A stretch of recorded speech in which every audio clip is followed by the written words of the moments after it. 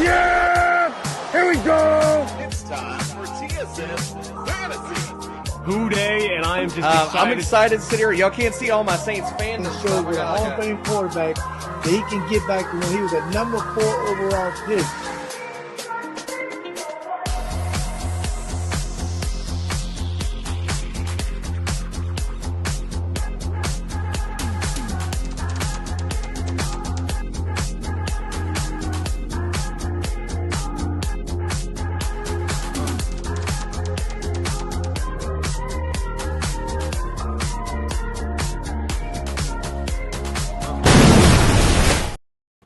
That's right, ladies and gentlemen. It is Commissioner Cooper, and it's time for TSS Fantasy. Now, normally this is where my co-hosts, somebody would be like, yeah, but I don't know where the hell they at tonight, but it don't matter because we doing Jags and Texans tonight, and I don't need their expertise for this because I got real experts in the building. Let's welcome in our guest, Jamal. Welcome in, my friend. Welcome to the studio. Hey, appreciate you having me on. Always fun to talk some football, especially some fantasy football. Come on now, it's that time of year. 100%, my friend. Let's also welcome in, representing the Texans, Harley. Welcome into the studio, my friend.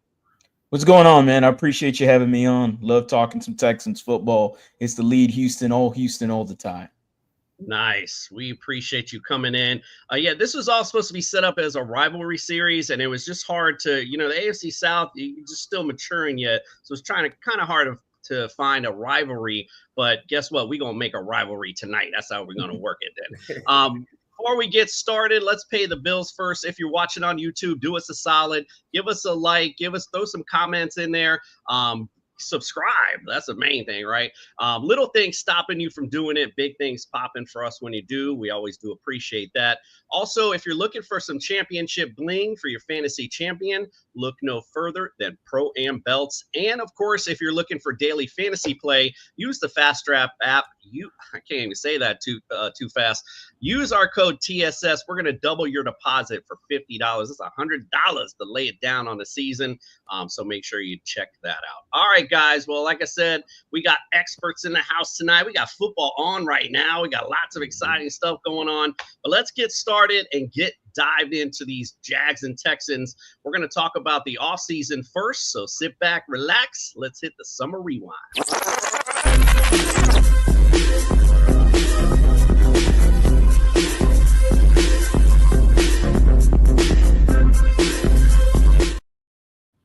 Yes, sir. A lot of busy offseason. We got a comment in from Casey, says, what's up, Harley? And go Texans. Gotta love it. Appreciate that, Casey. Appreciate you. All right, let's get on to it. And we're going to talk about this offseason. Jamal, we're going to start with you just because it's a little easier since I'm looking at you on the screen here. Not phonetically. I can't. Like I said, I can't even talk tonight. Let's talk about the offseason and free agency is concerned. We had some losses. We had some gains as well. Grade that free agency period and talk about some of the guys that you like that are new to the Texans. This was a pretty drastic offseason for the Jags. I mean, new head coach, new general manager, new executive vice president of football operations, a lot of new players. They also moved on from some guys like Christian Kirk, who landed with the Texans and Harley over there, Evan Ingram. I mean, these are guys that have been important for the team. Overall, I'd give the offseason, when you add in like the changes at head coach and GM, I'm somewhere in the B range. So between a B- and B+, feeling pretty solid on some of the stuff they did to kind of go with a little bit of a youth movement, get a different personality for this franchise. I think a lot of the guys, I think they can feel a different energy when they go in the building. All of them are saying, look, they've gone with a younger coaching staff that seems to be connecting with the players so far. Still early, haven't played a game yet, so we'll see how that goes once you get into the year. But look, right now, I think the offseason is going well for him. Jordan Lewis, they signed him from Dallas. He's looked fantastic through training camp, man. I think when they signed him, I said, okay, this is good, and he'll be a veteran leader for this young football team, somebody that they kind of needed in the secondary. But, I mean, he can still go.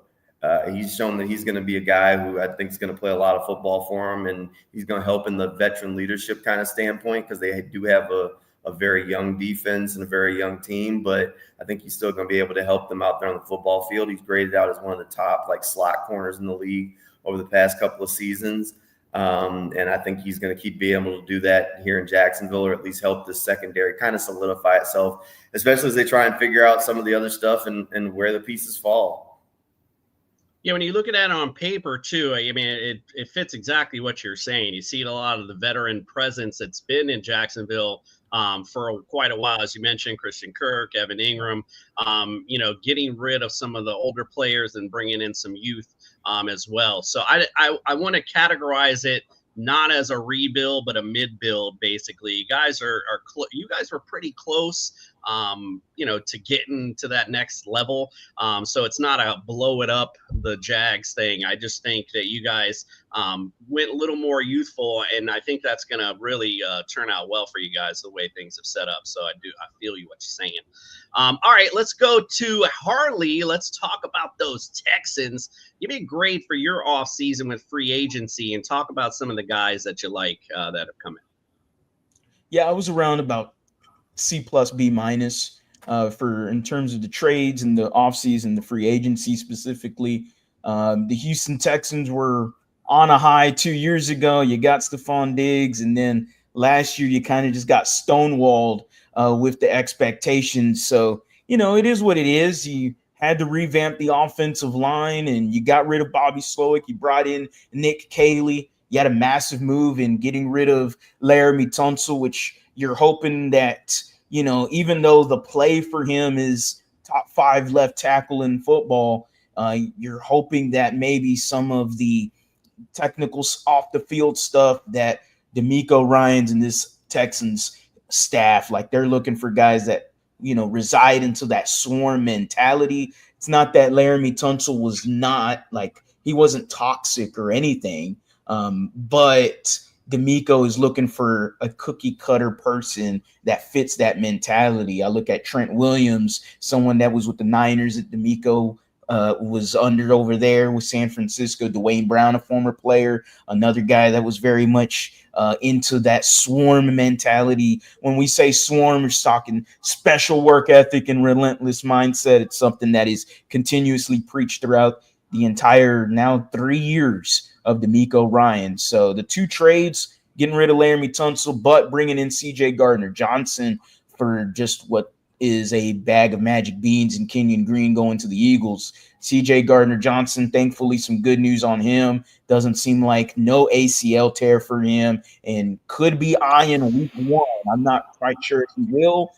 D'Amico is known for being precautionary when it comes to that. So he might miss week 1, but who knows? You got the whole month, September. So ultimately, C.J. Gardner-Johnson builds up the defense even more. It was already stacked. The defense is loaded. Bringing in Christian Kirk, as Jamal said, look, Kirk in his time here, as long as he's not hurt, the last 2 years he's been out with injury. But if he is healthy, I mean, I've seen him at training camp, and he has just looked very good, actually. Somebody that CJ's kind of relied on when it comes to second long or third and short. Boom, here's Christian Kirk real quick. So lots to talk, but ultimately the offense is a work in progress. The O-line is a work in progress specifically. There's some good stuff that happens here and there, but it's tough to dissect them when they're going up against a top 5 defense in the NFL every day at training camp. So as a fan of America's team, the Miami Dolphins, I'm just going to sit here and I'll just tell you that I've always felt like Christian Kirk gives me Jarvis Landry feel, where he's just always solid, catching the football, never really breaking out a huge play, but it's always consistent with Christian Kirk. So that's good. And obviously the Nick Chubb signing, a lot of people were a little like, but with Joe Mixon's injury now that kind of might come into play. Although there's been a lot of reports he doesn't have the same, It's preseason, relax. Let's see when the pads get on for real. Quick shout out to Texans RBL. Appreciate you saying hello and go Texans. The lead Houston Jags versus Texans chat. And then DQ in the house. Appreciate you guys throwing those comments up there. All right, let's go to the draft, right? Let's talk. I know Jamal's ready to talk about the draft because like I can't imagine why. It's just so polarizing. I wonder why. All right, let's go to you. Grade that draft. Tell me about some of the guys other than Travis Hunter. No, I'm just kidding. That you like. Look, I mean, Travis Hunter kind of speaks for himself, right? Look, that's where it starts. That was the crazy moment in the draft, and that's the big one for the Jaguars draft class. And I think a lot of people, especially when you start talking about like fantasy football, are trying to figure out where he's going to play. Look, I've been in the camp from the day they drafted him that I think he's going to play a lot of offense and a lot of defense. I think they're going to give him a crack at doing what he did in Colorado in the league as long as he can stay healthy. So we're going to see. We're going to see how it works. And I think they're going to figure it out as they go. They've done a ton of research, and Travis Hunter is that guy.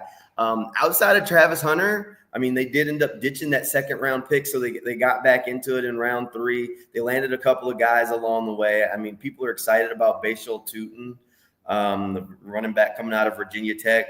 He's explosive, man. I don't know if he's going to crack the lineup this year just because he's got a couple of veteran guys in front of him, but at some point he's going to get on the football field. He made a move during training camp that like broke the ankles of one of their other rookies, Jack Kaiser, and you look over and you see some of the guys from the front office just standing on the sideline smiling.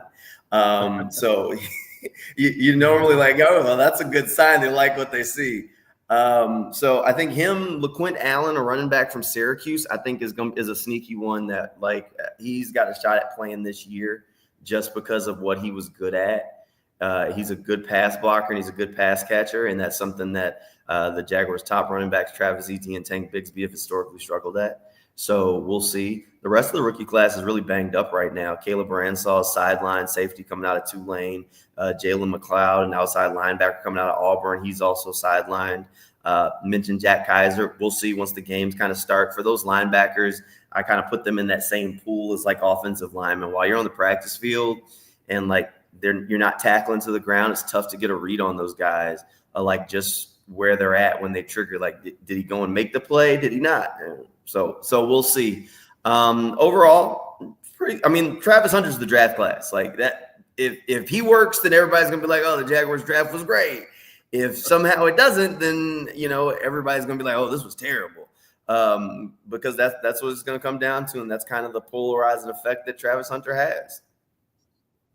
Yeah, it's almost we talked prior to the show. It gives it that Shedeur Sanders feel. Yep. Very polarizing, obviously for different reasons. But to me, it's interesting. I think I forgot what receiver made a comment the other day about Travis Hunter. It's going to be tough for him. Thank you. That's who I know. Somebody said it.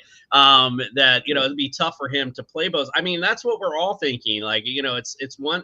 I hate to, I don't even want to say it's one thing to do it in college because ain't nobody really done it in college. So, right. But to come to the NFL level, all you hear about is the speed and the brute force of these now men that you're playing. So it'll be interesting to see how well he can balance that out. And I'm just excited to see it. I'm like I said, I was a Dolphins fan, a Hurricanes fan too. So there was this big debate. I do a show with Ben Troop, former tight end, on Wednesdays. And we all season long, we're going back and forth about who should be the Heisman winner. And, of course, I'm all about Cam Ward. I'm like, but at the same time, like, I could not help but say, but the fact of the matter is anyone who plays both positions and right. plays them at a high level, I don't see how you don't give him the Heisman, because it's just unseen nowadays sports. So I'm really excited to see what Travis Hunter to do. And just one other thing I want to mention, because we do fantasy, of course, I'm glad you brought up Tutin in this backfield, because there's a lot of questions as far as people drafting, this backfield is concerned. Is it going to be Etienne? Is it going to be Bigsby? Is it going to be Tutin that's going to eventually, come out? And now you threw in LaQuint Allen in there as well. You're going to mess us all up. So it's going to be interesting to see. We'll talk a little bit more about skill position in a little bit, though. But yeah, it'll be real interesting to see. All right, Hart, let's go to you, my friend. Let's talk about the Texans draft. Give me a grade on it and talk about some of the guys that you like seeing coming in. Yeah, this is where the offseason got good for the Texans, in my opinion, was their draft. I think it's a very underrated draft. I think a lot of national folks, after taking a step back and wanting all of us to take an offensive lineman and continuing to zag. When you think the Texans are going to zig, they zag. That's what Nick Caserio does. Trader Nick is the moniker. I think it's a good B plus, really. I mean, he trades every single draft pick, it feels like, and he did it more times again. Look, you went ahead and got Jaden Higgins right away. You thought you were going to get an offensive lineman at 25. They don't. A lot of the fans were upset. A lot of them wanted Josh Simmons. Maybe he's looking pretty good at Kansas City. Who knows? But Jaden Higgins has looked okay so far during his time at training camp. The one that's been very flashy is his duo in Iowa State is Jalen Noel. And Jalen Noel is electric when that ball is in his hands. And I'm already like excited and giddy to see what he can do, whether it's on punt return where they had him at training camp at times. As soon as he's there with the twos, like it's immediately he gets the ball. And Davis Mills, the backup quarterback, looks amazing right now with the twos. A lot of them balls that he's throwing is going to Jalen Noel, and he is dicing up some folks. He is a lot of fun. He was the other third-round pick, but we can't dismiss Ariante Ursery, the offensive tackle from Minnesota. He's getting first-team reps already at right tackle. Cam Robinson had a minor injury training camp, so now Ursery has been moved to left tackle, but he's still with the first team. You would think Blake Fisher, the draft pick last year, would get first-team reps after the injury to Cam Robinson, and he didn't. So for them to configure an offensive line around not putting Blake Fisher in the starting lineup is a lot to say without saying anything. So there's a lot of confidence in Ursery. I won't say he's a whole lot better than Blake Fisher. I just think Blake Fisher's made a lot of mental mistakes, and that's something with new O-lines coach Cole Popovich you're just not going to put up with this year. He's had, I mean, when you're having false starts from Blake Fisher, from any offensive lineman, and there's no crowd noise, it's a bit of a problem already. So, and Ursery isn't making those mental mistakes, and he's actually at least having a battle with Will Anderson and Daniel Hunter, whereas Blake Fisher, he gets beat like a drum every single time. And I understand that both, we might arguably have the best edge rush duo in the NFL with Daniel Hunter and Will Anderson, but Ursery, for some reason, is battling just a bit more as a rookie. Really good stuff from him. Those are the three that I talk about, but Woody Marks is a lot of fun, the running back out of USC from Mississippi State. Fantasy aspect, the guy can receive, he can run. Like, there's a lot there for him. And I mean, it's a little, it's tough to say when you look at his numbers in college because, he was under Mike Leach for a little while. So, Mike Leach loves to throw that thing around. But Woody Marks, we'll see if he gets any run. You got Joe Mixon, you got Nick Chubb. You also have a lot of other running backs. Damian Pierce, he's finally back from injury. We'll see how he's utilized. Theoretically, he should fit better in this scheme with Nick Caley. But Woody Marks has gotten his time sparingly with the ones here and there and some certain packages. I've seen him lined out, wide out, flex back in the running back position, play action to him, have him do a Texas route. Like, I've seen different stuff with him, and I'm excited to see him. Jalen Smith, the cornerback out of USC, a guy that was traded up for, picked him, and projected to be a 5th, 6th, 7th round pick, goes in the 4th round. Everyone's going crazy. I'm looking at him in training camp. This guy's a dog. He fits everything you want, like Lassiter was last year, like this secondary is. He fits what DeMeco Ryans preaches on the defensive side of the football. And, man, he makes plays. He's had at least 3 interceptions already in training camp. He's fun to watch. He's a yapper, and he backs it up too. And I love it. I love guys like it. He has that he's that guy you want on your football team, but you hate to play against him, and that's exactly what he is. And I'm excited for this rookie class. They have showed up a lot for training camp. And DeMeco, like he said last year, it's the same thing this year. We're not waiting on rookies. You're either with us or you're not. So hop onto the ride because it's going to leave with you or without you. So I'm excited about our rookie class, actually. Yeah, it's funny that you brought up Woody Marks because, a lot, again, going back to fantasy, a lot of people think that's that little sneaky guy to get, way in the back end of drafts, because look, at the end of the day, we know really what this Joe Mixon injury is going to look like going into the season. We know Nick Chubb's injury history. We know Dameon Pierce's injury history. So here you got a young guy that, and you're saying it now, like it looks good in camp. He could take that leap and at least be the backup or come in on third downs. He could definitely be something to this offense. So it'll be really interesting to see how he mixes in, especially with the injury history so far with this running back class.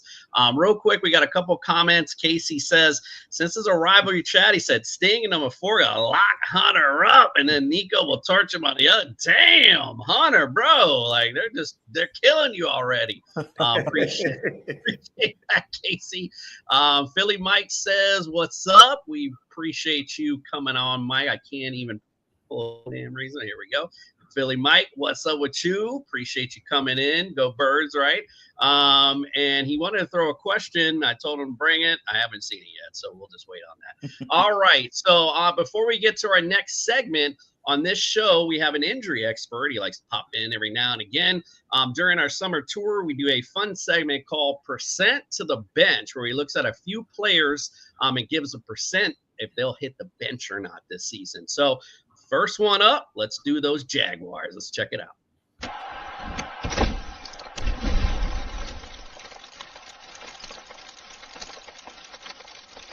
Time for the Percent to Bench from the Injured List podcast. Brought to you by Fast Track Fantasy and NeuroGuard Plus Mouth Guards. All right, Coop, we're heading down to your home state, the Sunshine State of Florida, to take a look at the Jacksonville Jaguars. First up on the Percent to Bench scorer list here is Travis Etienne Jr. We're giving him a 20% score to the bench. He suffered a shoulder injury in Week 4 versus the Texans, missed minimal time, but production was reduced, and he played most games, but did have limited snaps following this injury. He's also had some injuries in the past, most notably a Liz Frank foot injury that required offseason surgery a couple years ago, but he's coming into camp healthy and fully participating in the running back rotation. We're giving him a 20% score to bench, mostly based on his history. Next up at the running back position, Bilshul Tootin. He's a rookie. He had a hamstring issue in camp that prevented full practices briefly during the beginning of camp last week, but he's since returned. He's been healthy. He missed one game his senior year due to an ankle injury, but the NFL is a much faster, harder-hitting game. We're giving him a 10% score to the bench. That hamstring is something to keep a note of, though, as we head into the regular season. Finally, Travis Hunter, the two-way running back DB, highly touted guy coming out of Colorado. He had some minor injuries while at Colorado, but most notably was that he missed 3 games in 2023 due to a lacerated liver injury, which is kind of crazy. That usually has to do with direct contact to the liver, which is your upper right quadrant of your abdomen. Certainly something to keep an eye on, as the NFL is a much more fast, physical-paced game with a lot more harder hitting, and he's going to be playing on both sides of the ball. So just purely because of that, we're giving him a 10% score to the bench, but I don't see these injuries as being anything major. He should be fully recovered and ready to go. That is the end of the segment. Back to you, Commissioner Coop. Go check out Brian during the NFL season, the Injured List podcast. You can check him out on social media as well. Does a great job with updating injuries and lots of good stuff like that. So we appreciate you, and don't hate him for his pronunciation of names. Okay, let's get on with some. We talked about what was. Let's talk about what is, and let's do some season predictions. This baby hits 88 miles per hour. They're gonna see some serious shit. All right, my boy Chris says DS time with Coop in the background. That's a little game we played, The Last War. Go download that today. That's a lot of fun stuff. And everyone's like, okay, dork. All right, so let's move on and talk about some season predictions. Let's go. We started with the Jags this time. Let's start with the Texans this time. First and foremost, I would like for you because I always end up forgetting. So let's start now and tell me your season prediction for these Texans. What's the record? How far they go? My gut says 11 wins. Um, it's going to be tough, man. The schedule's pretty tough for the Texans this year. When I look at the offense and the O line, it's tough to really try to decipher what's going to happen there, and I have a lot of hope for it. CJ Stroud has, despite what a lot of the reports have been saying, when you look in depth into training camp, he's trying to get a good grasp of this offense as well as going up against a top 5 defense in the NFL. And so he's learning, and he's a smart quarterback. Like, he is intelligent enough to grasp the offense, and he is, advancing into it. The last day we had was a scrimmage at the Greenbrier in West Virginia. It's a hotel that the Texans go to every once in a while. I haven't been there in like 5 years or something, but unfortunately, there's some bad luck there. So that's why I had bad feeling about CJ Gardner-Johnson, but thankfully that didn't happen. So CJ Stroud in the scrimmage looked very good despite that heartbreaking news that came out. He looked really, really good. And one guy doesn't make up a defense, right? You still have a stacked defense for that Texans team, despite MJ Stewart running with the ones, who's the backup safety at strong. So CJ looked really good at the scrimmage. It kind of gives me some hope. I'm hoping that maybe we can see a little bit of him week 1. I'm not sure how they're going to deep dive into that. The Texans are very tight-lipped with their information on anything with the organization. They don't like anything to leak out, man. Very New England-esque, and coincidentally, Nick Caserio, the GM. So, I'm going to go 11-6. Maybe the ceiling is 12, 13 wins. 13's a lot, man. That's tough, but I can't see anybody trying to dethrone our Texans in the AFC South. I'm looking at the playoffs, and the expectations are high because I'm tired of being the divisional and out. D'Amico specifically is also tired of it. You could see the body language after the Chiefs game. It was very uncharacteristic of them to blame the referees without blaming the referees. Will Anderson was upset. D'Amico was upset. And I'm going, okay, reset the culture in the offensive line. Try to get it to what the culture is like on the defensive side of the ball. CJ Stroud, you got weapons around him. Like, you got 2 running backs with Mixon and Chubb. You got insurance with Woody Marks. You got insurance at wide receiver. You got insurance on the defense. Like, roster-wise, this is a damn good roster. You're putting it all together. It's, can you beat the Ravens? Can you beat the Bills? Can you beat the Chiefs in the playoffs specifically? Regular season's cool and all, but the Ravens are Achilles' heel. But everything else, can you beat them on the road in the playoffs, or can you hopefully grab a home field advantage in the playoffs? And man, I've never seen home field advantage in the division past the divisional round for the Texans in my whole life watching them. So it would be exciting to get that, but who knows? I still think 11 wins is the gut for me. It's funny. We obviously we've go through different teams, have different guests on.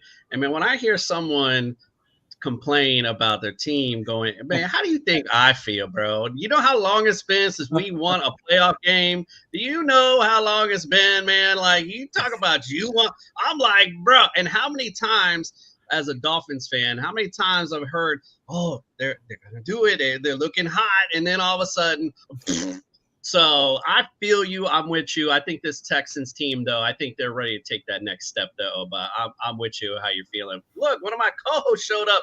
Justin Herrera, welcome in, my friend. Oh, you caught me right in the middle of my practice session with the world's tiniest violin.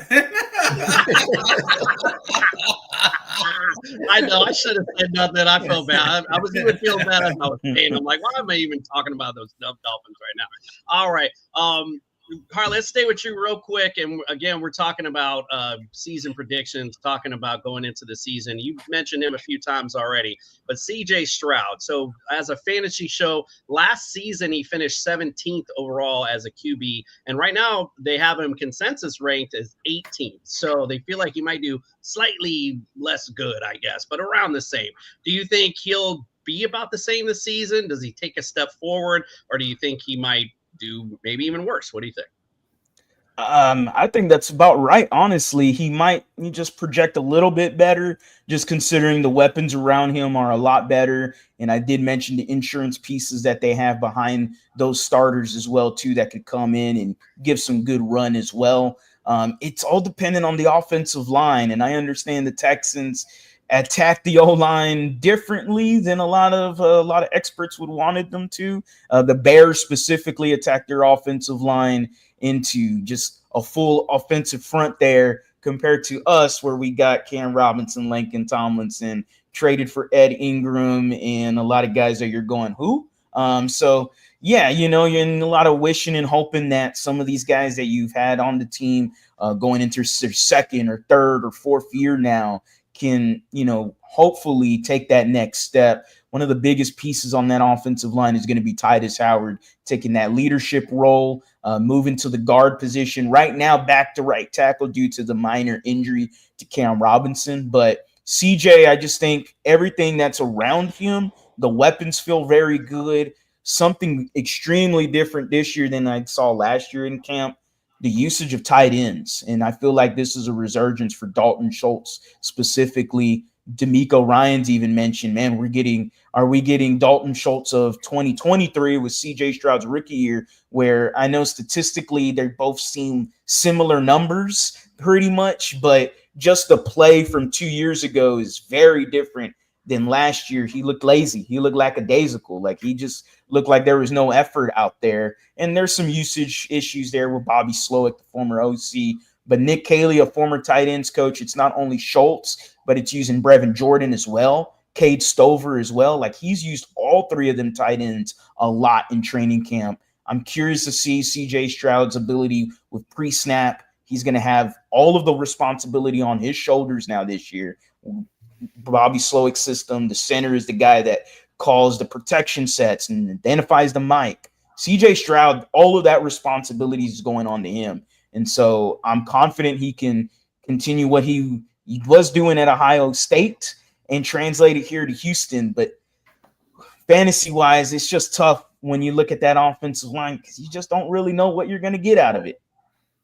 100. I like that. Justin, where are you drafting CJ Stroud? I mean, I'm drafting him where he's at. I'm hoping that he can end up being like Joe Burrow was last year, where the plethora of weapons just leads to an ungodly amount of yards and touchdowns. Big fan of the guys that they added through the draft, the two Iowa State guys. Both of them are phenomenal wide receivers. I don't know how they both landed there, but good on them.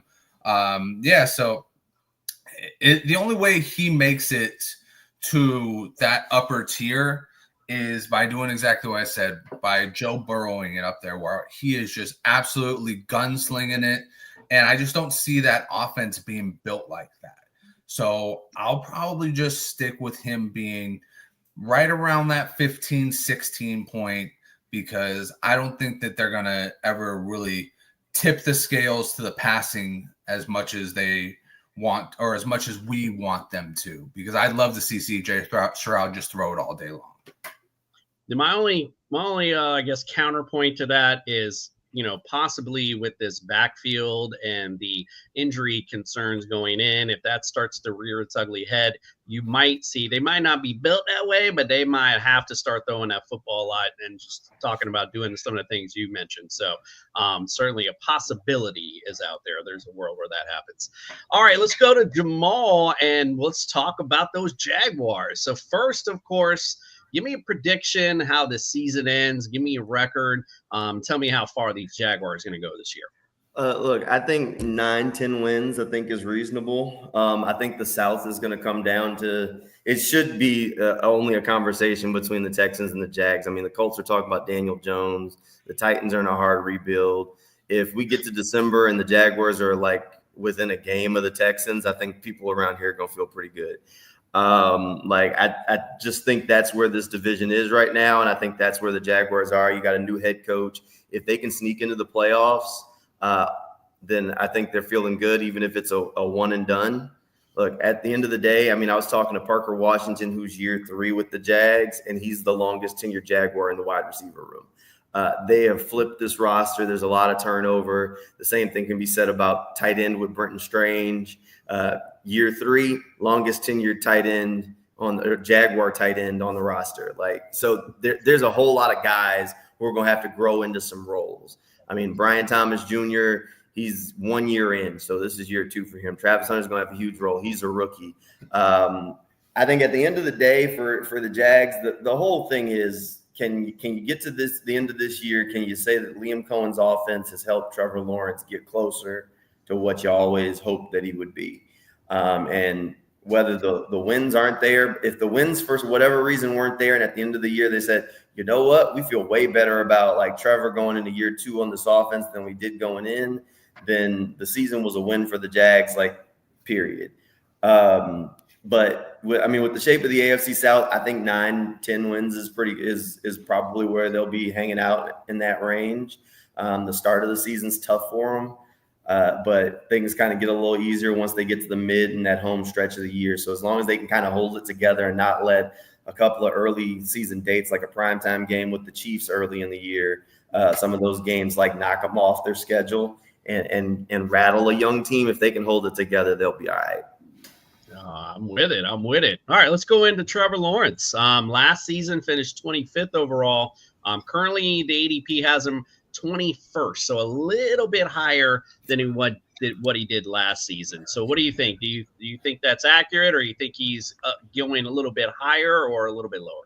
Look, I think this is the best offense that Trevor Lawrence has been in for most quarterback-friendly offense. I mean, he's talked about some of the changes about how this is going to make his life easier, just the way it's essentially the Sean McVay system, and how this is structured to make his life easier. The reads, the timing, and everything is there, and he just has to learn and for it to become second nature. But this supporting cast around him, Brian Thomas Jr. going into a year is the best receiver he's ever played with. Nobody's going to argue that. If Travis Hunter is what people think Travis Hunter is, Travis Hunter's probably the second best receiver he's ever played with. And that's not throwing shade toward Christian Kirk or Evan Ingram, because Christian Kirk was great for what he is, and I think he's going to be great for the Texans and CJ Stroud. But we're not going to talk about Christian Kirk as a guy being in the top 10 or 15 receivers in the NFL. That's just not who he is. He's a quarterback-friendly kind of guy. So he was great. And I think there's a part of them that probably wishes they could have held on to him, and then definitely hated when he popped up in Houston. But I think this situation and the way they've built the kind of support and staff around him, this is going to be one of the stronger ones that he's played with when you start rattling off some of those guys. And they're going to be real serious about the running game. If you're talking about fantasy football, you're probably keeping a decent enough eye on the Jaguars running backs, because that's what they want to do, which is also going to help your quarterback out. So Travis Etienne, Tank Bigsby, I think they're going to get some run. I think you like them in different ways. If I'm playing in a standard league, give me Bigsby. If I'm playing in a PPR, I'll take Etienne. And that's about kind of where it's at. I think both of them are going to get their touches. I just think they're going to get them in different ways. I like it. Jamal skipping ahead to the running back position, but I love it. Justin, what do you think about Trevor Lawrence, his prospects this season? Yeah, I think this is the upside play right here. This is the guy who could really end up putting you over. If anything, he'll be that number 2 that you play on a bye week, and who has a good chance of winning you that week, right? So for me, I look at what happened last year with the Baker Renaissance, and I go, okay, Trevor's got way more talent than Baker does. Overall talent, right? From the shoulders down, he's got more talent than Baker does. And now you put him in a system that's a little bit friendlier, like Jamal was saying, more like the Sean McVay system. So that caters to a quarterback, makes it easier, more check downs, more easy throws. They figure out they're going to have too many weapons to figure out to get open with Travis Hunter and Brian Thomas Jr. And then you throw in Brenton Strange, who was coming into his own last year as well. Mm-hmm. I really like his chances of making the most of this and being better than quarterback 20 easily. I like him being somewhere in that 14, 16 range, could break into the top 12. But that also depends on, will he stay healthy enough? Jamal, if you can tell me if he had an injury going into it, was it the lingering injury that he had last year with the non-throwing shoulder? Yeah, so he had surgery after like late in the season, so he didn't throw going in like through most of the offseason until he kind of had finished all the rehab and stuff. So he was still dealing with that. He's put on a little bit of weight. They've made some changes along the offensive line. So I think that's all in the hope of, all right, let's see if we can keep this guy upright a little bit more, so that way he doesn't get hurt. Was it good weight? When you said that, I kind of thought to myself, did Trevor Lawrence get fat? No. He's been in the gym a little bit. He's put on a little bit of muscle. I mean, they got new strength and conditioning coaches and everything. And that the new strength and conditioning coach, I mean, they were talking about the muscle weight they put on Travis Hunter since the draft not long ago. I mean, this new strength staff has got those guys in there and got them working. They got the guy, he had been up in Buffalo for a while with them, so they were able to bring him down here to Jacksonville. So yeah, they got those guys in the gym working. So this is the biggest, like, I mean, he's the little Jack now. This is the biggest Trevor I've seen, and I've been here since Trevor's been here. So no, it's definitely good way. Like, I'm a late quarterback drafter when it comes to fantasy, and Trevor Lawrence is one of those guys that I'm at least looking at, okay, where I can say, all right, I can draft him, and like you said, he's probably going to outplay the position where I draft him, or at least there's a shot at it. That he's going to outplay that position. I mean, I've been a guy that's invested in Tua, just put him in that Miami offense and say, okay, let me take this shot and see if it'll work for me. So you're like Mitch over here. You've been disappointed a lot. Yes. Yes, I have. Hey, I just want to point out a couple things. Justin, you got one thing wrong. You mentioned from the shoulders down better than Baker. You forgot them long locks, bro. Like that hairdo, way better than Baker. All right, let's make sure we get that straight. And also, when it hits the shoulders, that's when it gets real good, though. You know what I'm saying? One thing I wanted to point out, it's really piggybacking your point, Justin, is that I always find these weird anomalies because, look, fantasy is about numbers, right? How can we sit here and say Brian Thomas Jr., top 5 wide receiver, Travis Hunter, top 20, and you got Trevor Lawrence way down the 20? That don't make no sense. Who else is throwing him the football? So I think that, to your point, right now, Trevor Lawrence is a great value play for somebody who's going into a draft, somebody who you can draft way late and could potentially be a starter for your fantasy roster. So, so just keep an eye out on Mr. Trevor. And, one other quick thing. I do a lot of AI on this show. I'll put I always put players into an AI and I'll make them into some. I cannot get the AI not to make Trevor Lawrence a lady. He does it, and they do it every time. It's always something. It's like some kind of purse or something like that, man. So anyway, all right, let's go on to the running back position. Let's go back to Houston. We've mentioned it a few times now. Right now, Joe Mixon, we know he's hurt, but they had him ranked 17th, he finished 17th last season. Right now, he's kind of fell a little bit. Last I checked, he was 37th. Nick Chubb's gone up a little bit. Obviously, he's ranked 45th. They got Woody Marks, your boy. They got him 46, like right behind Nick Chubb, and Dameon Pierce down there at 66. So go ahead with this running back position. Tell us who you think will be the lead guy. I know you mentioned Woody Marks a minute ago, but talk about who that guy you think will get the meat and potatoes of this offense. I still think it's going to be Joe Mixon at the end of the day. Aaron Wilson, a local reporter here, and renowned national reporter too. But he talks about the Texans. He has his own YouTube channel as well. And he's consistently mentioned that Joe Mixon should be ready for week 1. Joe Mixon hasn't participated in preseason since 2021. So we'll see. It seems like it could be trending towards week 1 again for Joe Mixon. But he's going to be that guy for the Texans. And you got to understand, we got a defensive head coach. Run the ball, play good defense. As long as CJ Stroud is not turning the ball over, which we've seen him do his rookie year. Last year got the turnovers up a bit more. We'll see how it ventures into year 3 with Nick Haley, a new OC, new O-line coach, new offensive line, still shaky, but we'll see how he goes into that. But the running backs, Joe Mixon should still be the guy. Nick Chubb has looked better every single day of training camp. Like, I know the reports have said, oh, he's looked slow or he's looked like he's lost the every single day of training camp, he has looked better. Now, he didn't participate, and I believe it was the last 2 days. We had I forgot what cornerback it was specifically, but they did hit Joe Mixon right in the head. So, hey, man, Texans practice, we swarming.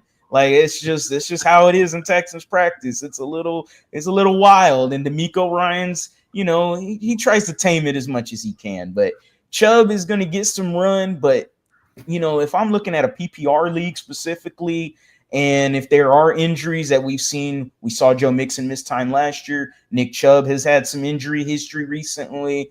That's where I look at a Woody Marks specifically, especially in the passing game. He hasn't had many carries in training camp, but he's had more reps as, lining up and next to CJ in shotgun or lining up out wide a little bit, or, he's always in some sort of capacity running a route. And that's something he was known for in college. He had over 800 receiving yards one of his years at Mississippi State. So that's something to look into. It's something I wonder with Nick Caley being a former Patriot guy, similar to, man, I am missing the running back that he had back then. But James White, that was the guy. James White was a guy that received the ball a lot for the New England Patriots. I mean, there was one year where he had over 100 targets. And I don't think Woody Marks is getting that this year, but unless injuries happen, which knock on wood, it doesn't. But Woody Marks is a guy that I could eye, and I'm talking late into the draft. If you're in a deep league, PPR, maybe somebody you want to take a chance on. Dameon Pierce, not a lot to say yet. He's just coming back off injury. I'm hoping that theoretically the similar scheme that Nick Caley had to what Dameon Pierce ran in his rookie year. Now, we know that rookie year for Dameon Pierce, he almost had 1,000 yards. He would have if he didn't miss the end of the season there. And he was very good.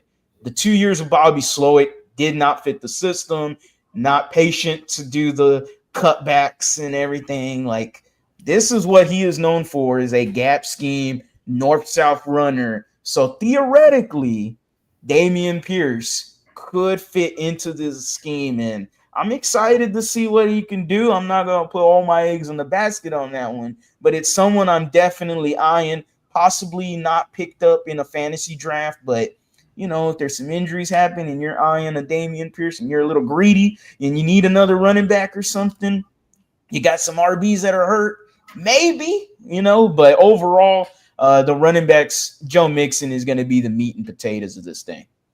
I like it. What do you think, Justin? Where you looking to get Joe Mixon this year, or Nick Chubb, or any of these guys? No, I'm not looking to get any of these guys.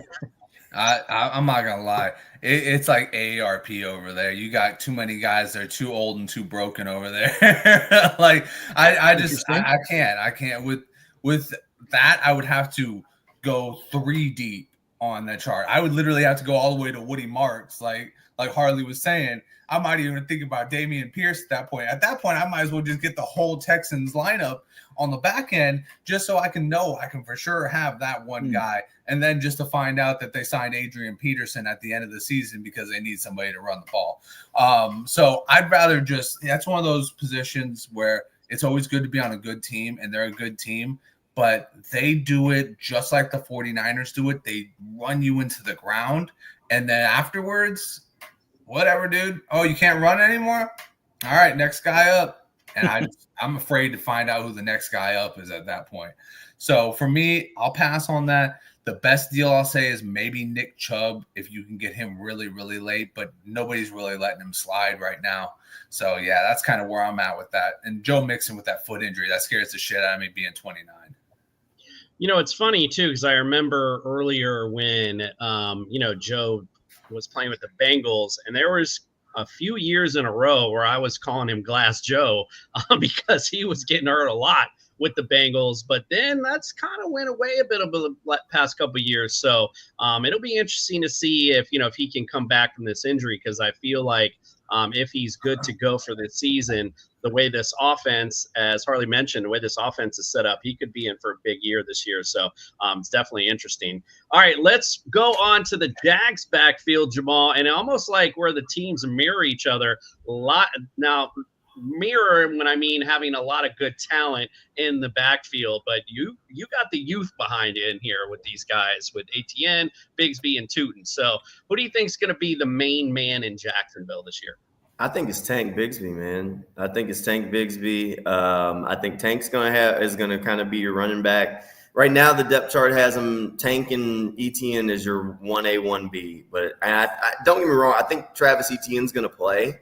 I just think he's going to play different. I think Tank Bigsby is going to be your version of Bucky Irving in Jacksonville, where he's going to take those handoffs. They're going to let him get some work. And I think they're going to try and use Travis Etienne the similar way to what Rashad White saw last year, where he lined up out, he came in motion, they threw him a handful of short passes and just tried to get him out in space. So I think that's how that backfield's going to shake out. I know there are question marks like this team. This staff loves Bashal Tootin. So new GM James Gladstone, when he came in to interview for the job, apparently he came in with like a handful of day 3 draft picks that he said, hey, these are guys that I want to get on day 3 that I think are going to be really good football players, like as a part of his pitch that they should hire him. And one of those guys was Bashal Tootin. So GM loves him. The coach really likes him. He is explosive out there on the football field. I mean, when he sticks his foot in the ground and decides he wants to crank it up, I mean, he is absolutely electric. Right now, he's just kind of fighting uphill to try and get into that lineup. I think at some point, injuries, attrition, something's going to happen. He'll get out there, and then the rest will be history, and they'll get that long look at him. But I don't think it's going to be the start of the year for Tootin. The rookie I think is going to play from day one is LaQuint Allen. I really do. Look, if there's one thing that Travis Etienne and Tank Bigsby have both struggled at in their careers is pass blocking and catching the ball consistently. And that's what LaQuint Allen does. Last year, it was Dearness Johnson who in those no question passing situations, they were putting Dearness Johnson on the field because they knew he could pass block and he had the most reliable hands in the backfield. So now you go in and bring in a guy from Syracuse who's a reliable pass blocker. He's probably the best pass blocking running back right now, and he's got reliable hands. And this coaching staff has already kind of seen that. They've kind of been getting him some looks there. I think he's going to play early in some of those passing situations. It may not amount to crazy touches, but I think he's going to be on the field more like week 1, week 2, week 3 than Tootin is, just because I think his skill set's kind of different. It's funny. It was already tough looking at this backfield. Now we got another name in the mix, Jamal. Yeah. Now I'm really like, oh, my goodness. Hey, we got one quick comment here from Brandon, who, by the way, is going to have a new Netflix comedy special.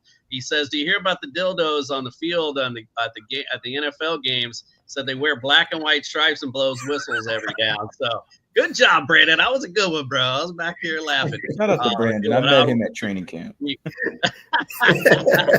appreciate that. We appreciate the humor here, man. What's up with the Fun Football Podcast? Appreciate you coming in. I know my man Justin was hanging out with you guys, and BG, welcome in, my brother. We appreciate you. All right, Justin, what do you think about this backfield? Anybody looking to snag? Yeah, shout out to Isaac and Med. That was a fun podcast, as in the name, Fun Football Podcast. But yeah, man, it's another backfield that really gets me scratching my head and going, what the hell do I want to do with this backfield? I think the best thing was when you were drafting early in best ball, you were getting Travis Etienne like he was like the redheaded stepchild.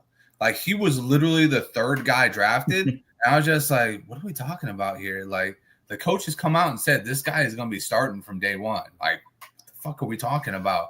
But everybody kind of has that new, they have the Gladstone effect to it. Mm-hmm. They have this guy that they think is going to be good because he's a rookie. He's brand new into the league. And they go and they get Bashal Tootin. And then they forget about Bigsby and they forget about Etienne.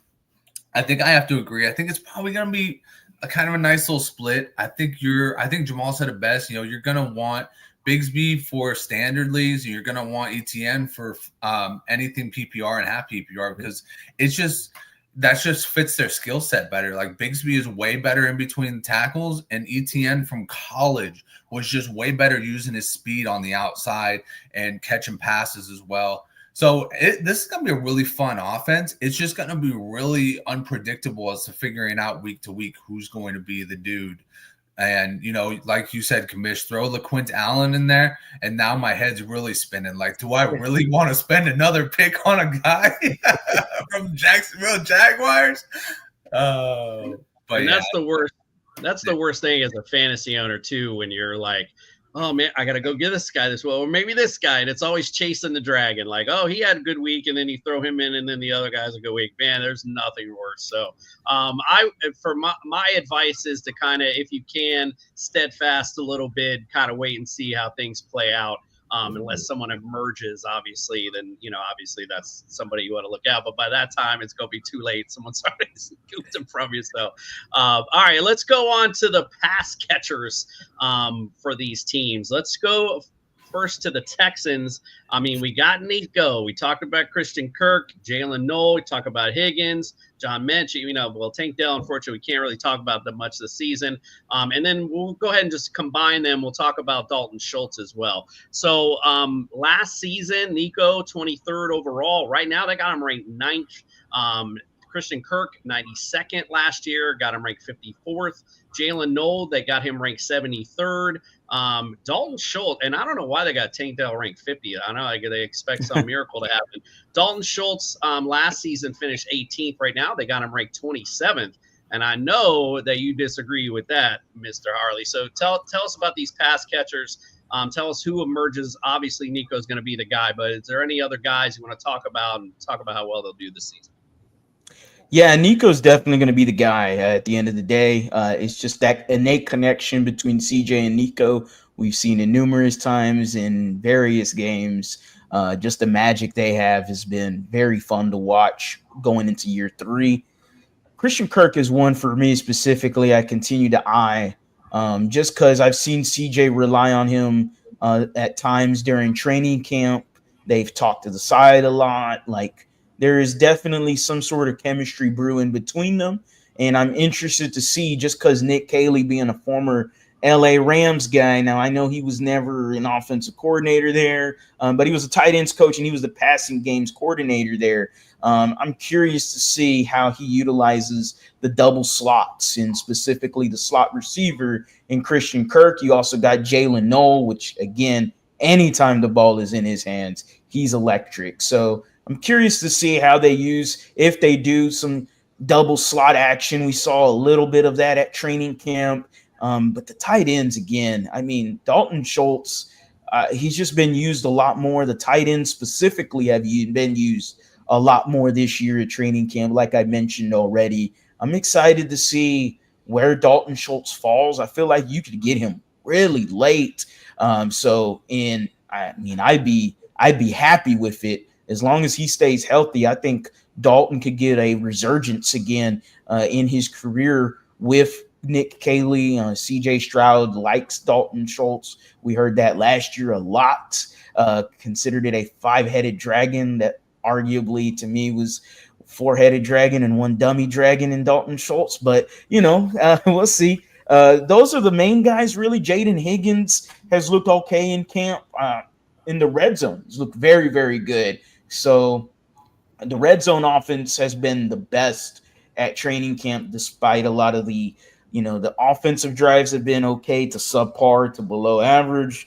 But the red zone offense has looked very good in training camp. I don't know what to take from that. Every time they have red zone drills, they look good. Very good. And I'm talking Stingley's on there and Kamari Lassiter and Jalen Smith, who I mentioned, the rookie from USC, and other cornerbacks and our safeties as well, too. Jaden Higgins continues to make some noise. Xavier Hutchinson is very interesting as well. He's had very good training camp.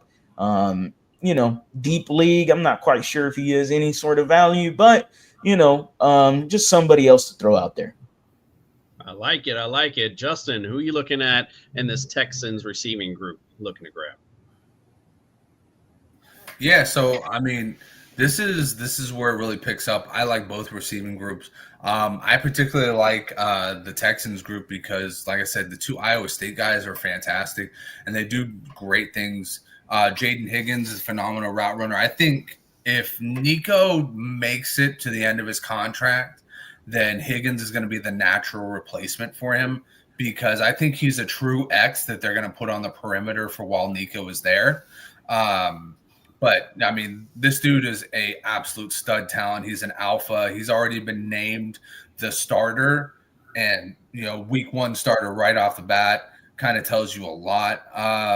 And then as far as Kirk goes, I don't want to draft Kirk because I have the feeling Jalen Noel is going to at some point just supplant him.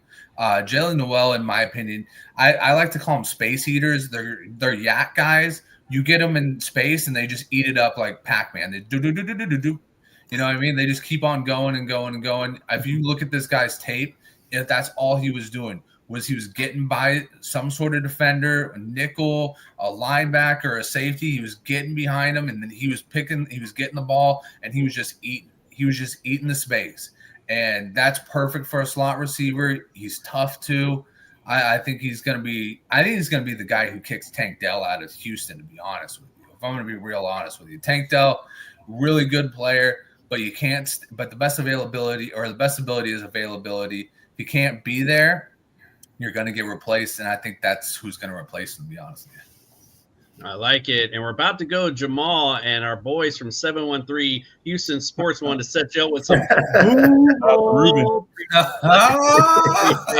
appreciate your comment there, my friend. All right, let's talk about this receiving core again. These teams kind of mirror each other. A lot of good talent in the receiving core as well. Talked about Brian Thomas Jr. He's ranked right now 8th overall, finished 4th last season. Travis Hunter's been he's ranked 24th. De'Ami Brown's in there even with he's ranked 94th. Brenton Strange came up as 20th overall, finished 29th last season. So talk about some of these guys. You think how they'll finish this season? Look, Brian Thomas, I think we all know what he did last year. And the weird thing is, like, under Doug Peterson, they believe plays over players, which is like the opposite mantra of most staffs around the league now. They call the play and then the guy, whatever. So they weren't moving BT around or playing him to his strength to try and make sure that he was getting his touches. This is going to be the complete opposite with these guys. Brian Thomas is going to move around. They're going to create matchups. I think he's going to have a big year. The only question mark on just how big is, what sort of impact do they get from Travis Hunter and how many yards can he steal, right? So I think Brian Thomas is going to be in for a big year too. We really didn't see Brian Thomas explode as a big part of the Jaguars offense until, really midway through last season. Early in the year, it was a catch against the Dolphins here, a catch there against the Colts, but they were really one-offs for Brian Thomas. It was these big plays where it was like, hey, let's see, he's got something there, keep feeding him. So I think we're not going to have that problem of saying, hey, they need to get the ball more to Brian this year. Travis Hunter, the only thing that's going to cap him is just, look, how much is he going to play on defense? How many snaps does he miss on either side of the ball? We haven't seen how that split's just going to work out yet. But they love this guy. When he gets the football in his hands, he is an explosive athlete. They did their mock game, and we asked Coach Cohen about it after the game. He said, yeah, that man is explosive, isn't he? So I'd expect that he's going to get a lot of, short little bubble screens if he's got off coverage, and just let him do what he does and eat up a couple of yards here, try and make a guy miss there, and see what he can get. He is fantastic at his adjustments for the ball in the air. The way he can flip, contort. I don't think this was a question mark. That's what makes him a good corner. But seeing him able to do it at corner and receiver, the way, like, if it goes up, it almost doesn't matter where it's at. As long as it's in his vicinity, he'll flip, twist, and turn in some kind of way, get his hands on it, and either pull it in or almost pull it in, where you're like, oh, he was just like a finger away. And it's like, you never should have caught that. So I think those are the two guys in the Jaguars wide receiver room I'd be concerned with. I think De'Ami Brown's there, and I think he's going to play consistently on the offense, but I don't know that he's going to get the volume that I'd be drafting him in fantasy as a dark horse. If I was going for another pass catcher, it might be Brenton Strange. This has been I asked Brenton the other day, actually last week, is this a sneaky tight end friendly offense? And he kind of just looked at me. He said he likes that this lets him do a little bit of everything. This is going to be his first time as a full-time starter. We saw him fill in last year when Evan Ingram was banged up, and he played well. And right now he looks good. I mean, he's been making pass catches. I mean, we've seen him do it all, and he's a big, dirty work kind of tight end. But I think each day during Jaguars camp, there has been at least one tight end that has just been left alone. Just the easiest throw 15, 20 yards down the field, whether it was him or Hunter Long, just created – there was open space off the play action, and they were just hanging out. So if that can carry over to the game field, I think Strange – everybody's always searching for like a tight end that they can just stream. I think Brenton Strange will at least be an option along there as a guy that you feel decent about catching a couple passes, and the odds of him getting one in the end zone will be pretty good for you. So I think I don't know that Strange is going to break into like the top 5 tight ends in the league, but I think he's going to be a solid option or as you kind of search for those streamers to fill that tight end slot, because there's never enough tight ends for a league. So I think that pretty much gives you those guys. Those would be the 3 I'd be looking for. Yeah, once you get past those top tight ends, it's pretty much crapshoot after that. Yes. So yeah, 100%. By the way, I think I missed this one by Clay Rushing. Glad CJ Gardner-Johnson isn't too bad. Yeah, we all appreciate that. Thank you, Clay. Appreciate that comment. Justin, what you think, man, of this Jaguar receiving core? Yeah, I think it's pretty damn good, and I think it's starting to be like one of those borderline top 10 ones, especially if Travis really does live up to the mold of what he had at Colorado, because he was a stud at Colorado. Shedeur almost got drafted in the first round because Travis Hunter was so damn good at Colorado. I mean, let's face it. If you watch any of those Colorado games, you saw Travis Hunter high pointing some balls that you're just like, I don't know if that was an NFL throw, but Travis sure as hell made it look like an NFL throw. But yeah, I don't know if he's going to be top, 24 right out the bat, because obviously he's going to be splitting time, and whether he wants to admit it or not, that's going to take a toll on you. And one way or another, you're going to find some sort of setback, right? Either it's going to be in your play on the offense or the defensive side. So I'm not going to say he's going to be top 24 right out the gate. Brian Thomas definitely has that opportunity to be the top 5 receiver, though. That dude is mad explosive. If you saw what he did in those last 3 games with Mac Jones, you go, he did that with Mac Jones? Imagine what he can do with a quarterback. I'm a Niners fan. I got to deal with Mac Jones for the next year. But imagine what he was going to do with a quarterback. Like, oh, man. Some of those games was, like, stressful, because Kamish can tell you this. I was in a main league with him, and I was playing Mac Jones in some of those leagues. I'm like, oh, my God, just get it to Brian Thomas. Just get it to Brian Thomas. He'll do the rest of it. Don't throw to anybody else. But, yeah, so I'm definitely drafting Brian Thomas Jr. at his value, because I think he's one of those guys that could really set the market.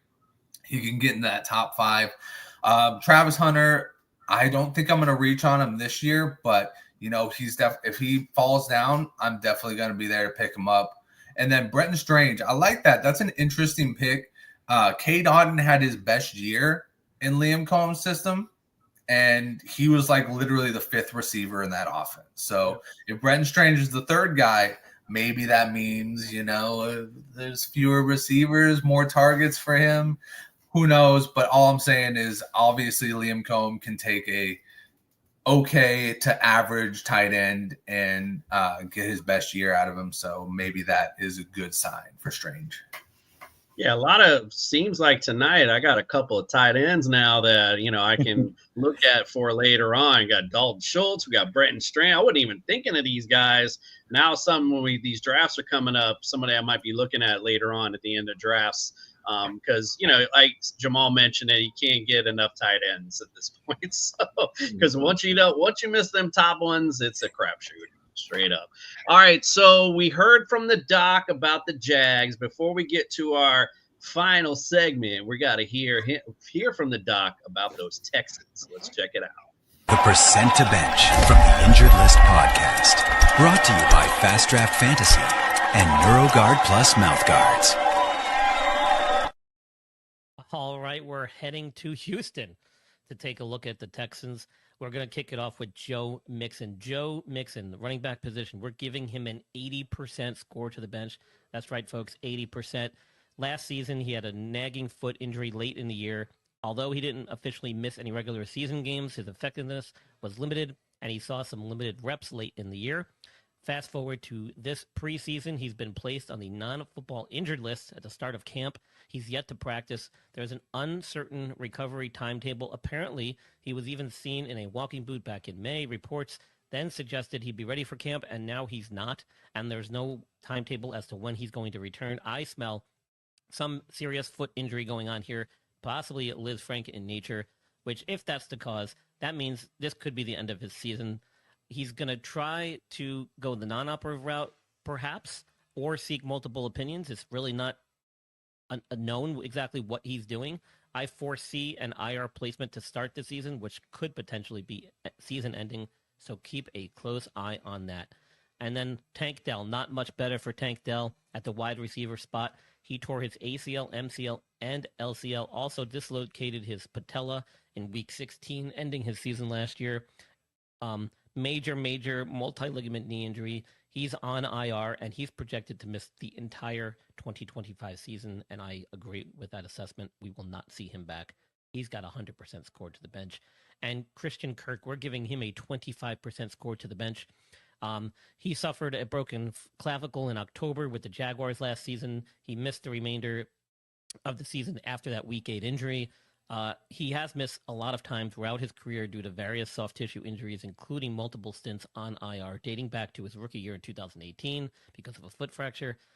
Even if he's healthy and fully participating in camp right now, there's a good chance he's going to end up missing a few games because of injury. Again, 25% score to the bench. The Texans have supplanted the other teams in this league with the highest percent to bench score of the three players listed in this segment. Commissioner Coop, back to you. Damn, Brian, killing the Texans tonight. All right, so we talked about all the serious stuff. Now let's have a little fun and kick this rivalry up a notch. I explained it to you guys prior to the show. I'll just explain it for those that are watching.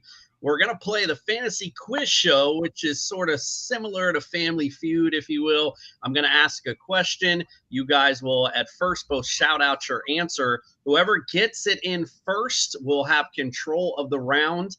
You'll have 5 different answers to get. If you complete all 5, you win the round. If you miss 3, the other person gets a chance to steal it. All right, ladies and gentlemen, let's get it on. Kick this rivalry up a notch. It's time for the fantasy quiz show. There seems to be no sign of intelligent life. It's the fantasy quiz show. Justin Jefferson. Justin Jefferson. It's gonna be a long game. Not going to be a long game tonight because we got Jags and Texans experts in the house. Again, these questions are all based on Jags and Texans history. So just on that alone. So here we go. Round 1, fight. First question. Again, all-time history for Jags and Texans. Top 5 answers on the board. I'm looking for the top 5 players who have the most passing yards. Both teams? Either one. I just need, from either team. Mark Brunell. Yeah. Mark Brunell. So that is correct. uno. Thanks, Justin. Jamal gets the first one correct. That was Mark Brunell. He is number 1 on this list, 25,698. All right, Jamal, you got control now. What other answers you got? All right. So is this from either team or just the Jags? Yep, either team, Jags or Texans. All right. Give me Brunell. Give me Blake Bortles. Blake Bortles. That is also correct. He is number 3 on this list, 17,646. All right. You got no strikes. 3 answers left.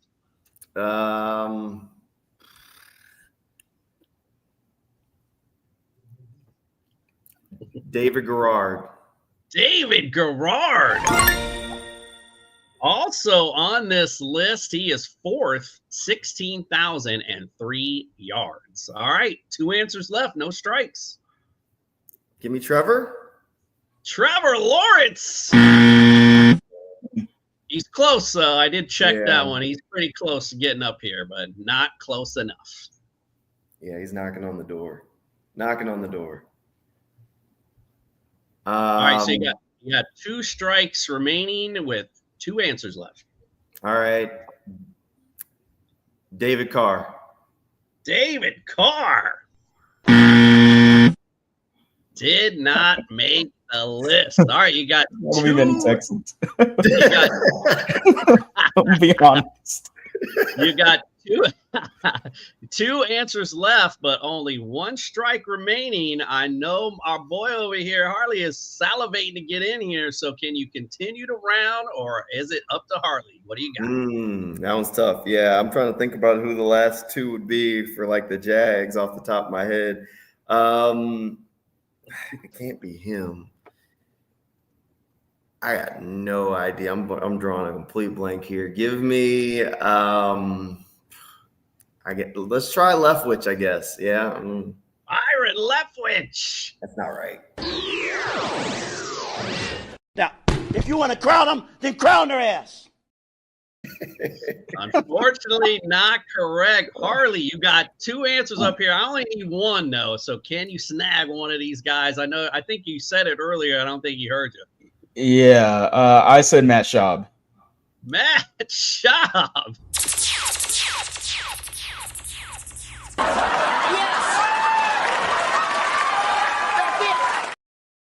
That's it indeed. Matt Schaub actually is numero dos on this list, 23,221. And the final guy, number 5, is our boy. Get your oil out, because Deshaun Watson making a list, 14,539 Indeed. All right, Harley, you are up 1-0, my friend. Let's go up to round number 2. And again, all-time Texans and Jags history. I'm looking for the top 5 players with the most rushing yards. Fred Taylor. Fred Taylor. That is correct. Now, Jamal, just so you know, we were on round. You could have jumped in there. I didn't hear. I was like, I didn't know that he was in control. My bad. Oh, yeah, you're good. When we go on to the second one, then it starts all over again. So okay, I got you. All right, you good. All right, Harley, you are up. I'm sorry, about to say Jamal Anderson. Fred, he's up there, numero uno, 11,271 yards. Okay, what else you got, my friend?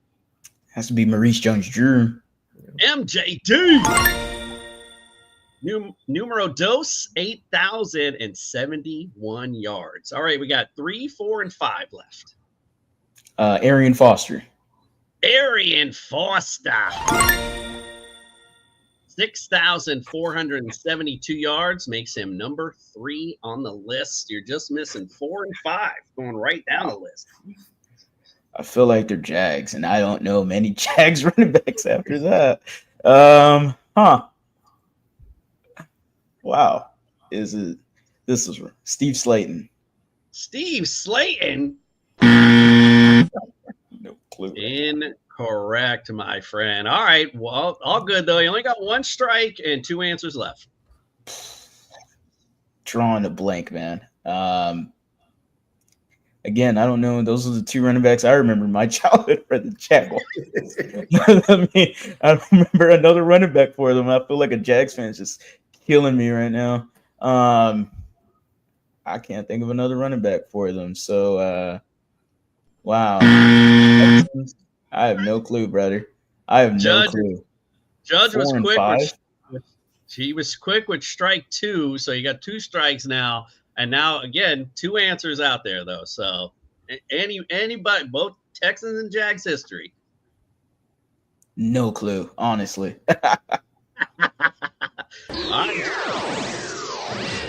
Hello? You play to win the game. Unfortunately, Jamal, you have unfortunately for Harley, sorry, Jamal, you have a chance to steal 2 answers left here. I only need 1 of them. What do you got? He took the ones I knew. Give me Leonard Fournette. Lenny Fournette. It's really unfair. It's my team. Really Wow. unfair indeed. All right, so normally I'll say if it's a person that you miss majority of your team, I would call out and say I have your team's fan card in my pocket. But both you guys miss. Guys, number 4 on this list was Dominic Williams for the Texans. Oh my God. 3,195 yards.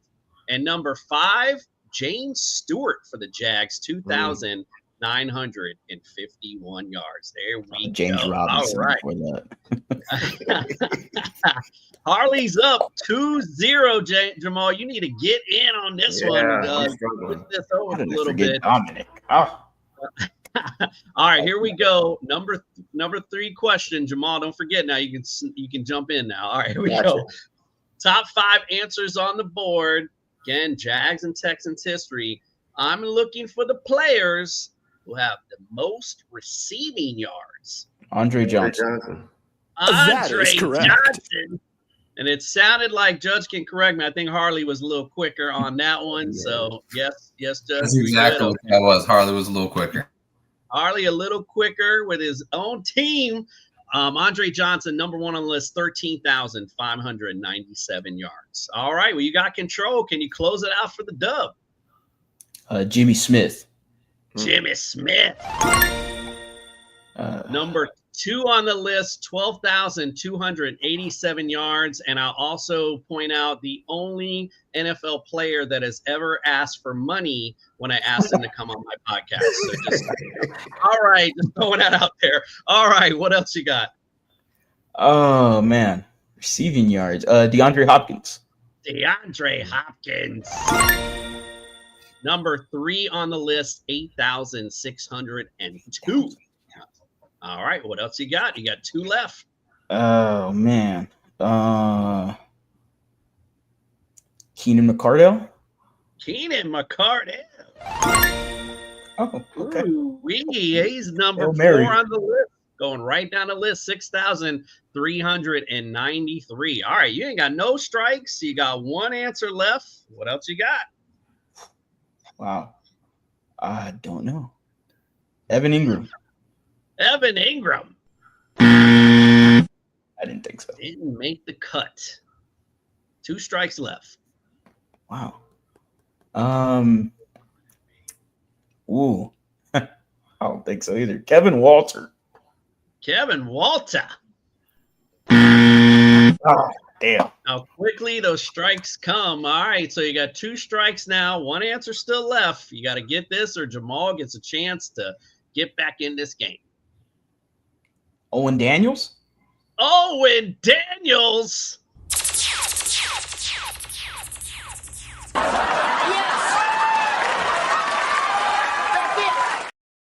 OD. Big Owen Daniels coming through for you there. He was number 5 on this list, 4,617 yards.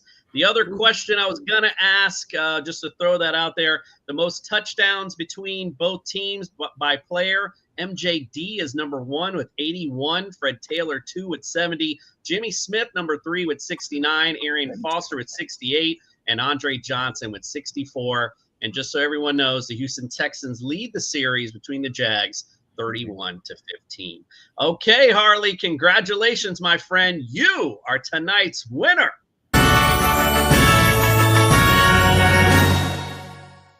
And Jamal, I even let you know prior to the show, so this is not a surprise. But just to let you know, on our show, we give a parting gift to our guys who unfortunately don't win our game. Hit them, Judge. Play clock at 5. Pass is intercepted at the goal line by Malcolm Butler. Dumbass. Thank these. They call me dumbass. Black guy Stupid. Great game tonight, though. Appreciate you guys joining us tonight, being great sports about it. Harley, we'll start with you. Tell us, everyone, where they can follow, subscribe, get all your great content, my friend. Yes, thank you so much for having me on. You can find me at The Lead Houston, anywhere on social media, TikTok, Instagram, Twitter, Facebook, and especially YouTube. We're on the road to 15,000 subscribers. Just reached 14,000 about 2 weeks ago. So we're very much on the climb still. We have a watch party for any of my Texans fans interested. We have a watch party for week 1 against the Rams. It's on the deck on Fountain View. It's going to be a lot of fun. It's our first ever watch party. So we're expecting big things. You can see my partner in the comment section that said Booval, Mr. Rubin in there. Shout out to him as well. But yeah, man, that's all I got for y'all. I appreciate every single one of y'all that hit me up, wanted me to come on. Thank you so much. I appreciate it. And I think Harley said he's expecting all 15,000 subscribers to be at that damn watch party. All right, so make sure you check that out. Jamal, thanks again. Appreciate you. Let everyone know where they can follow, subscribe, get all your great content, my friend. Yeah, appreciate y'all having me on. Wherever you got social media at, if you look for JSTCYR TV, J St. Cyr TV, you can probably track me down there, whether it's TikTok, Instagram, YouTube, Twitter. Whatever it is, I work over at News for Jacks, so in Jacksonville. So if you're looking for Jaguars coverage, we are always cranking out stuff. So you can track that stuff down over on newsforjacks.com. Go follow, subscribe, get Jamal's great content. Same with Harley. We appreciate you both. Good luck to both your teams this season. Should be a lot of fun. If you like what you see here, stick and stay, because next week we're covering the NFC East. Oh, boy. And then after that, we're getting into our fantasy. So if you guys are into fantasy football, make sure you follow us. We're here for your fantasy news. Check us out on Fridays at 9 p.m. And on Sunday morning, wake up with TSS Fantasy at 8 a.m. We even have a fantasy Jesus that blesses your fantasy lineup, so you can't beat that. All right, ladies and gentlemen, we appreciate you. From us to you, we are out.